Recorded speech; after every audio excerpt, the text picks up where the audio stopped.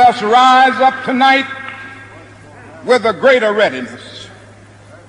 Let us stand with a greater determination, and let us move on in these powerful days, these days of challenge, to make America what it ought to be.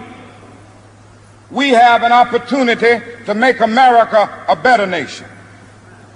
And I want to thank God once more for allowing me to be here with you.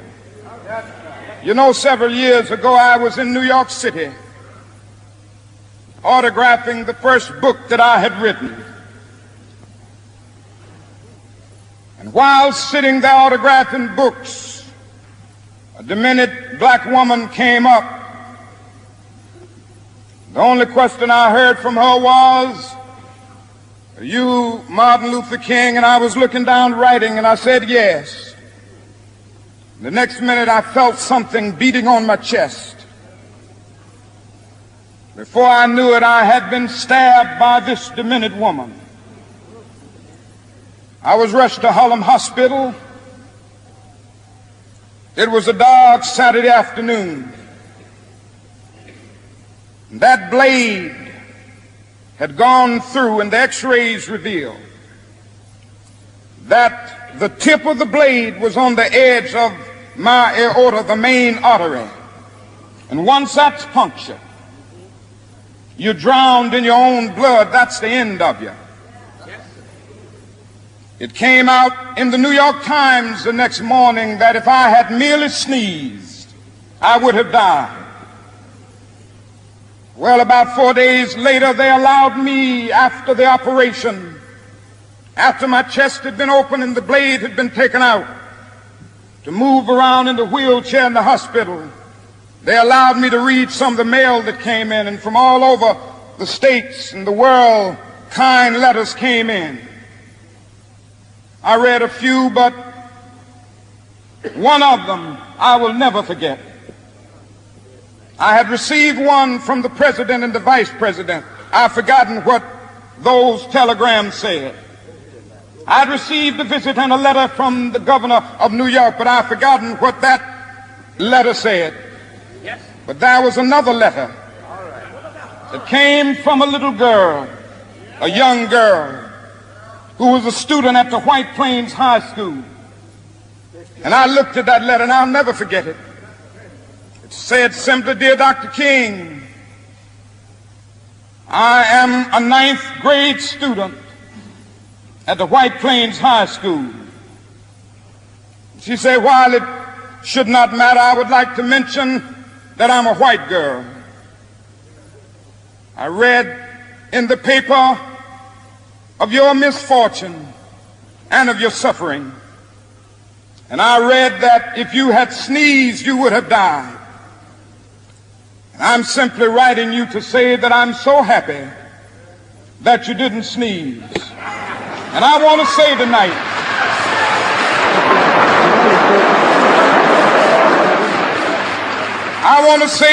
that I too am happy that I didn't sneeze, because if I had sneezed, I wouldn't have been around here in 1960, when students all over the South started sitting in at lunch counters. And I knew that as they were sitting in, they were really standing up for the best in the American dream, and taking the whole nation back to those great wells of democracy which were dug deep by the founding fathers in the Declaration of Independence and the Constitution. If I had sneezed, I wouldn't have been around here in 1961, when we decided to take a ride for freedom and ended segregation in interstate travel. If I had sneezed, I wouldn't have been around here in 1962. The Negroes in Albany, Georgia, decided to straighten their backs up.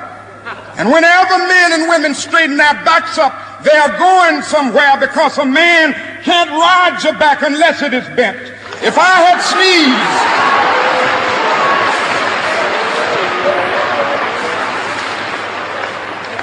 sneezed, I wouldn't have been here in 1963. The black people of Birmingham, Alabama, aroused the conscience of this nation and brought into being the Civil Rights Bill. If I had sneezed, I wouldn't have had a chance later that year in August to try to tell America about a dream that I had had.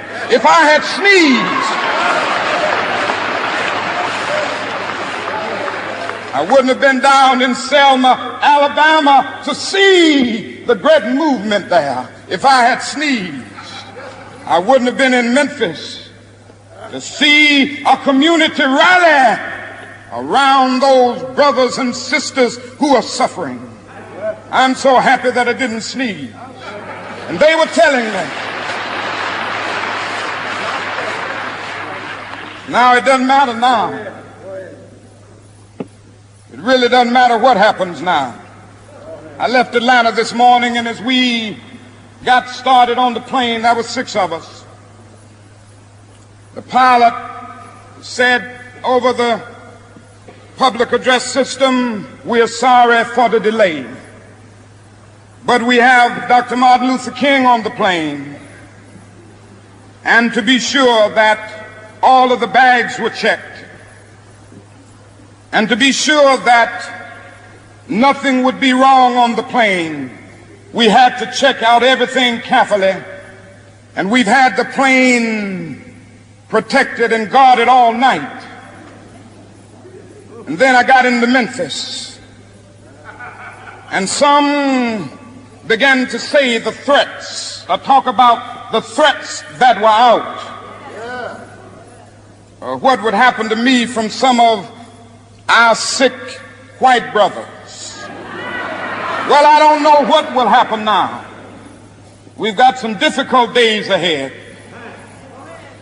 But it really doesn't matter with me now, because I've been to the mountaintop. I don't mind.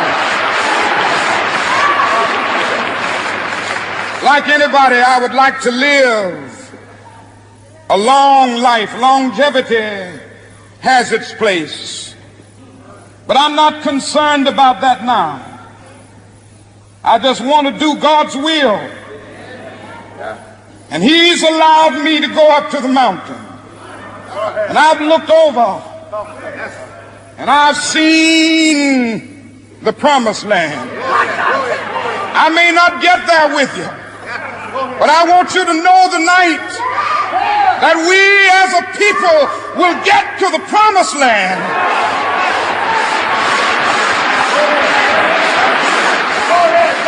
So I'm happy tonight. I'm not worried about anything. I'm not fearing any man. Mine eyes have seen the glory of the coming of the Lord.